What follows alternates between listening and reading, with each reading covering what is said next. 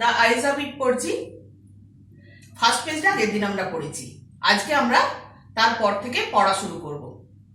তো আজকে পড়া শুরু করার আগে একটু দেখে নিই আগের দিন আমরা কতটা পড়েছিলাম বা একটুখানি রিক্যাপ করে নিই। আমরা আগের দিন পড়তে গিয়ে দেখেছি যে ন্যারেটার রোহানা পর্যন্ত যখন যাচ্ছিল তো দেরাদুন, তারপরে মুসৌরি যাবে। তো সেই রোহানাতে একটি মেয়ে উঠেছে। কিছুক্ষণ পরে ন্যারেটার তার সাথে কিছু কথাবার্তা বলতে হয়। সেই সহযাত্রিনী কথাটা বলবো না, সহযাত্রী বলবো। যে সহযাত্রীকে জিজ্ঞাসা করলো যে are you going all the way to Dehra, অর্থাৎ সে দেরাদুন পুরো যাবে কিনা। তখন তার উত্তরে মেয়েটা কি বলেছিল তোমরা জানো, যে মেয়েটি বলেছিল I didn't know anyone else was here, যে আমি জানতাম না এখানে কেউ বসে আছে বলে। তাতে ন্যারেটার ভেবেছিল যে মেয়েটি হয়তো সত্যি সত্যি দৃষ্টিশক্তি সম্পন্ন মানুষ। হয়তো এটা হতে পারে যে ওই যে বলেছিল না যে I must have been sitting in a dark corner, যে হয়তো এমন হতে পারে আমি ট্রেনে যেই জায়গাটায় বসে আছি একটা ডার্ক কর্নারে বসে আছি, অন্ধকারাচ্ছন্ন জায়গায়, মেয়েটা হয়তো আমাকে নোটিস করেনি। সেই জন্যে ন্যারেটারের কিন্তু মনে হয়নি মেয়েটি অন্ধ বলে, এবং একই সাথে মেয়েটিও সে যে অন্ধ সে ন্যারেটারকেও কিন্তু জানাতে চায়নি। সেটা আমরা গল্পের শেষেও যেমন দেখবো, আমরাও দেখবো, আমরা জানি না গোটা গল্পটা পড়তে পড়তে, কিন্তু এটা দেখতে দেখতে যাব গল্পটায় যে ন্যারেটার যেমন মেয়েটির কাছে প্রকাশ করছে না তার অন্ধত্ব সম্পর্কে, ব্লাইন্ডনেস সম্পর্কে, মেয়েটিও ছেলেটির কাছে জানান দিচ্ছে না সে অন্ধ।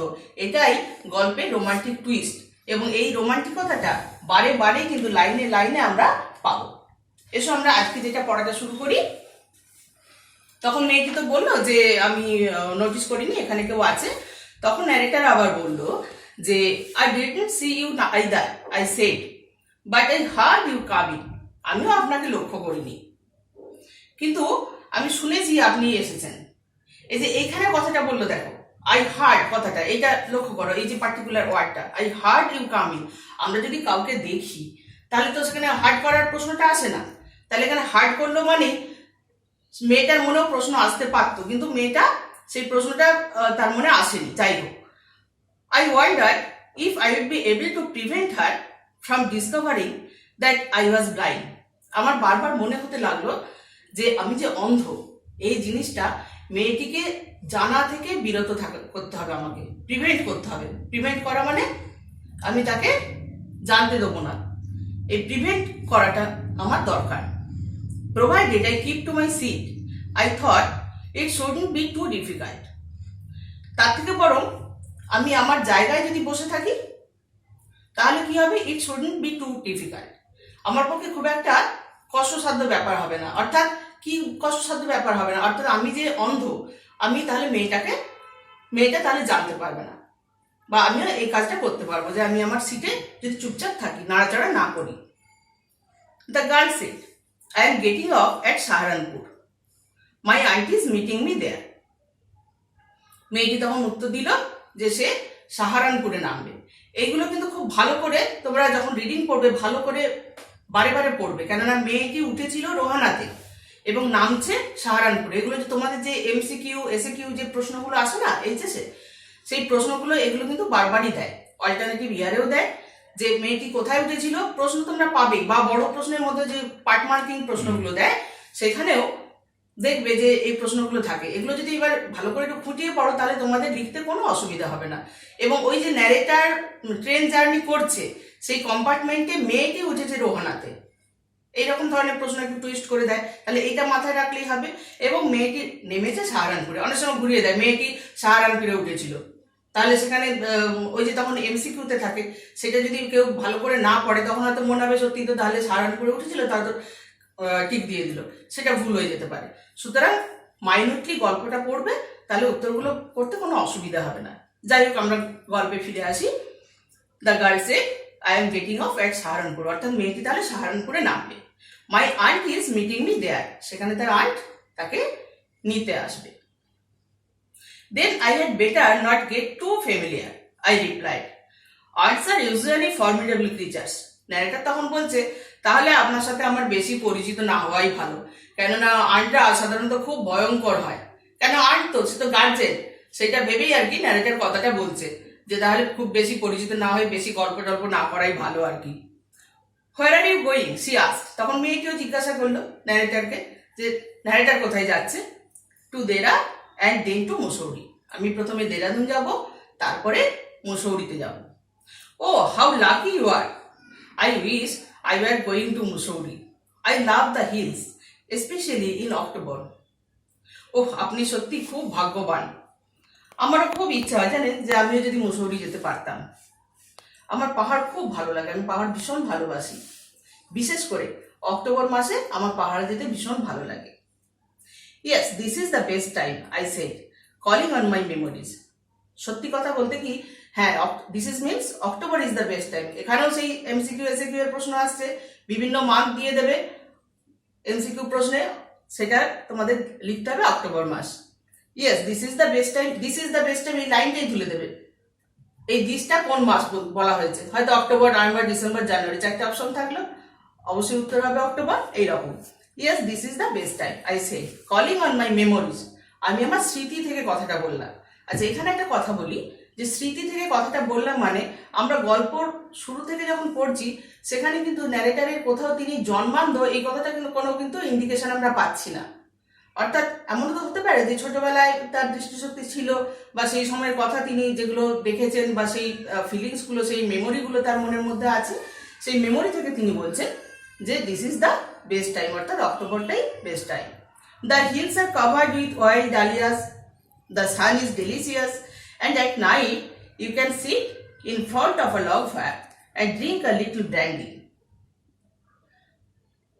The hills are covered with wild dahlias. এই সময় পাহাড়গুলো কি হয়, ওয়াইল্ড ডালিয়াস, বন্য ডালিয়া ফুলে আবৃত থাকে, প্রচুর ভর্তি থাকে। পাহাড়গুলো দেখতে কত সুন্দর লাগে। The sun is delicious, delicious বলতে এখানে মনোরম বলা হচ্ছে। দ্য সান ইজ ডেলিসিয়াস, সূর্যটা খুব মনোরম এই সময়।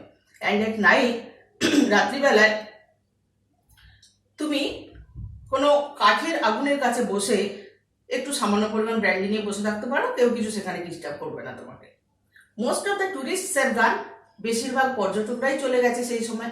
অর্থাৎ পর্যটকরাও, প্রচুর পরিমাণে পর্যটক ওখানে হিলসে বেড়াতে আসে, কিন্তু যে সময় অক্টোবরের কথা বলা হচ্ছে সেই সময় বেশিরভাগ পর্যটকই চলে যায়, যার ফলে most of the tourist have gone and the roads are quite and almost deserted. রাস্তাঘাট প্রায় শান্ত থাকে আর অলমোস্ট ডেজার্টেড। ডেজার্টেড মানে তো পরিত্যক্ত, কিন্তু এখানে ডেজার্টেড মানে প্রায় জনমানবহীন, দু একটা লোক হয়তো দেখা যেতে পারে। অর্থাৎ কি, সেখানে কোনো ভিড়ভাড়টা নেই, এবং সেখানে যারা প্রকৃতি প্রেমী তারা সত্যিই সেই সময় খুব এনজয় করতে পারে নেচারকে। সেই জন্যই বলছি yes October is the best time. হ্যাঁ, সত্যি অক্টোবরটাই সব থেকে বেস্ট টাইম এই পাহাড়ে যাওয়ার জন্য। সে ওয়াজ সাইলেন্ট, মেয়েটি খানিকক্ষণ চুপ করে রইল। ন্যারেটারি বক্তব্যগুলো বলছিল, তখন মেয়েটি সেগুলো শুনছিল, শোনার পরে মেয়েটি চুপ করে রইল খানিকক্ষণ। I wonder if my words had touched her. মেয়েটি যেহেতু চুপ করে আছে সেই জন্য ন্যারেটারের মনে হলো যে আমার এই যে কথাগুলো বলছিলাম সেই কথাগুলো শুনে মেয়েটির মনকে বা হৃদয়কে খুব স্পর্শ করলো বোধহয়।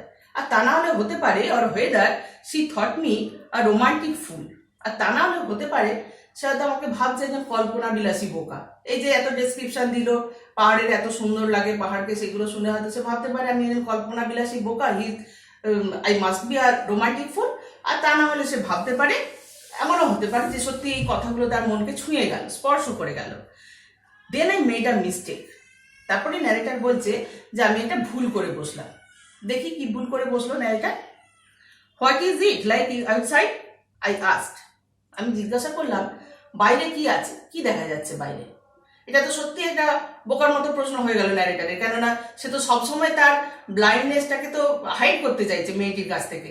তখন যখনই সে কথাটা বলছে যে what is it like outside, তখনই সে মনে হচ্ছে যে সে তার অন্তরটাকে তার কাছে প্রকাশ করে ফেলছে। তাহলে সেই জন্যই বলছে ন্যারেটার কথাটা, then I made a mistake, আমি এটা ভুল করে বসলাম।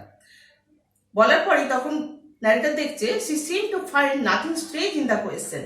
দেখা গেল যে আমি যে কথাটা বললাম, যে কোয়েশ্চেনটা করলাম, তাতে সে অবাক হওয়ার মতো কিছু করলো না।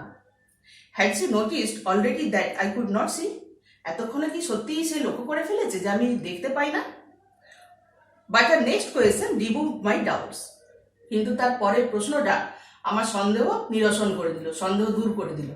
অর্থাৎ ন্যারেটার যেটা ভয় পাচ্ছিল যে সে তার ব্লাইন্ডনেসটাকে তার কাছে গোপন করতে চায়, বোধহয় প্রকাশ করে ফেললো, তো কিন্তু সেটা আদৌ হয়নি, মানে মেয়েটা বুঝতে পারেনি।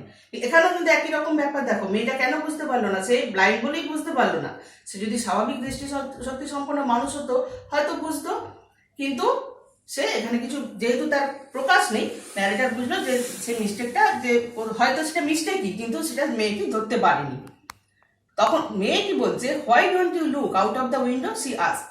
এবার এখানে দেখো মেয়েটি ওই যে সেও তার ব্লাইন্ডনেসটা ন্যারেটারের কাছে গোপন রাখছে, তখন সেও কিভাবে কথাটা বলছে, যে একটু আগে বলছিলাম যে এই যে রোমান্টিকতাটা গল্পটা প্রত্যেকটা লাইনে লাইনে ছত্রে ছত্রে আছে, সেটা আমরা বারবার গল্পটা যত এগোচ্ছি সেটাতে আমরা দেখতে পাচ্ছি যে মেয়েটিও সে নিজের ব্লাইন্ডনেসটাকে হাইড করে চলেছে।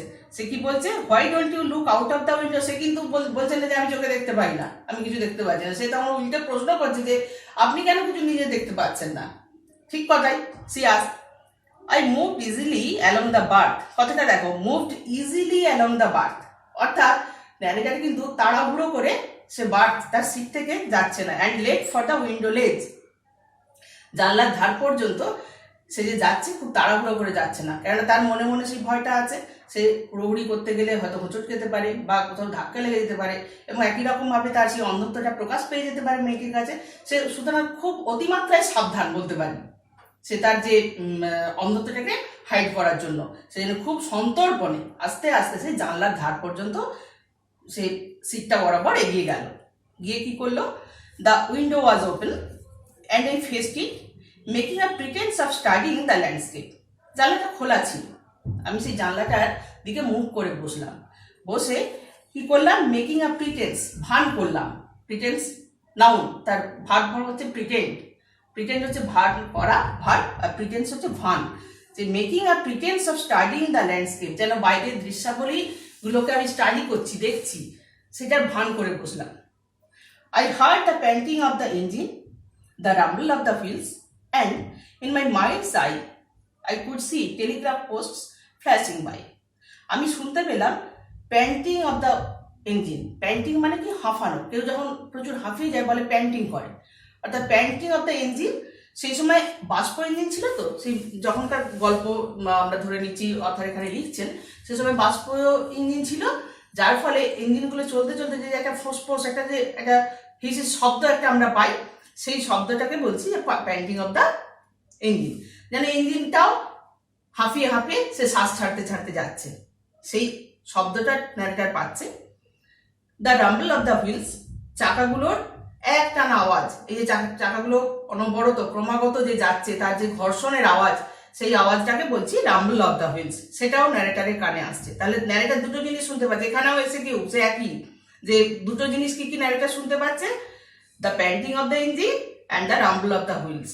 তারপরে কিন্তু অন্য কথা বলা হচ্ছে, and in my mind's eye, অর্থাৎ অন্তর্দৃষ্টিতে, তার ভেতর, সে তো চোখে লিটারালি দেখতে পায় না, তাহলে ইন মাই মাইন্ডস আই সে কি দেখছে, I could see telegraph post flashing by, telegraph পোস্টগুলো ঝলকের মতো একটা একটা করে সরে যাচ্ছে। তোমরাও দেখেছো, বা আমরাও যখন ট্রেনে করে কোথাও ট্রাভেল করি যাই, যখন অতি দ্রুত গতিতে স্পিডে যখন ট্রেন বেরিয়ে যায়, যে একটার পর একটা লাইট পোস্ট বলো, গাছ বলো, স্পিডে যেন উল্টো দিকে যেতে থাকে মনে হয়, তাই তো? সুতরাং সেইটাই, তাহলে ন্যারেটার হয়তো ছোটবেলায় সে একই কথা, যে তার হয়তো দৃষ্টিশক্তি ছিল, সেগুলো সে দেখেছে, পরবর্তীকালে যখন সে চোখে দেখতে পায় না সেগুলো সে ফিল করতে পারছে, সেই জন্যই বলছে in my mind's eye I could see telegraph post flashing by, যেন টেলিগ্রাফ পোস্টগুলো চলে যাচ্ছে ঝলকের মতো। Have you noticed, I ventured, that the trees seem to be moving while we seem to be standing still? সে তো মেয়েটির কাছে pretend করে বসে আছে, যে যেন সে বাইরের ল্যান্ডস্কেপ গুলো দেখছে, দেখতে দেখতে সে প্রশ্ন করছে যে আপনি কি লক্ষ্য করেছেন যে that the trees seem to be moving, যে গাছগুলো পরপর পরপর সরে সরে যাচ্ছে, যেন মনে হচ্ছে আমরা যেন এক জায়গায় স্ট্যান্ড স্টিল হয়ে আছি। মেয়েটি তখন বলছে সেইখানেও সে একই রকম, মেয়েটি তার নিজের অন্ধত্বটাকে হাইড করছে ন্যারেটারের কাছে। দ্যাট অলওয়েজ হ্যাপেন্স, এটা তো সবসময় হয়, আমরা যখন ট্রেনে চড়ি, এটা তো এই ঘটনা তো নর্মাল ব্যাপার, সবসময় ঘটে। She says, do you see any animals, সেও এবার কথা ঘোরাচ্ছে, do you see any animals, আপনি কি কোনো আশেপাশে কোনো অ্যানিম্যাল দেখতে পাচ্ছেন? তখন ন্যারেটারের উত্তর, no, I answer quite confidently, I knew that there are hardly any animals left in the forests near Dehra. আমিও খুব কনফিডেন্টলি উত্তর দিলাম যে না, আমি কোনো অ্যানিমেল এখানে দেখতে পাচ্ছি না। এখানে ন্যারেটরও কি করে কনফিডেন্টলি উত্তরটা দিচ্ছে, বোল্ডলি উত্তরটা দিচ্ছে কিভাবে, I knew that there are hardly কথাটা কিন্তু নেগেটিভ অর্থে ব্যবহার করা হয়, অর্থাৎ I knew that there are hardly any animals left in the forest near দেরাদুনের যে কাছাকাছি যে জঙ্গলগুলো আছে, ন্যারেটার তার অভিজ্ঞতা থেকেই জানতেন সেখানে প্রায় কোনো অ্যানিমেল নেই বললেই হয়, অর্থাৎ যে হার্ডলি কথাটা ইউজ করেছেন এখানে, অর্থাৎ যে দেয়ার আর হার্ডলি এনি অ্যানিমেলস, অর্থাৎ প্রায় কোনো অ্যানিমেল নেই বললেই হয়, এবং সেটা কিন্তু তার অতীত অভিজ্ঞতা থেকে পাওয়া, অতীত অভিজ্ঞতা লব্ধ বলতে পারি। সেই অতীত অভিজ্ঞতা থেকে ন্যারেটার কিন্তু খুব বোল্ডলি মেয়েটিকে উত্তর দিয়ে দিলেন যে I knew that there are hardly any animals left in the forest near Dehra, যেহেতু জানতো যে দেরাতে মোটামুটি প্রায় কোনো প্রাণী অবশিষ্ট নেই, সেই জন্য সে বলে দিল যে no, I can't see any animal here. সুতরাং সেও তার একই রকম ভাবে তার অন্ধত্বটাকে এই কথাতেও আমরা দেখতে পাচ্ছি লুকোচ্ছে মেয়েটির কাছে। অর্থাৎ আমরা আজকে যতটা পোর্শন পড়লাম সেই জায়গাটাতে সেই একই জিনিস ঘুরে ফিরে আসছে। মেয়েটি এবং ছেলেটি একে অপরের কাছে প্রত্যেকটা কথাতেই আমরা দেখতে পাচ্ছি তাদের অন্ধত্বটাকে লুকোবার একটা প্রচেষ্টা তাদের মধ্যে দেখতে পাচ্ছি। এরপর বাকি পোর্শনটা আমরা পরের দিন পড়বো।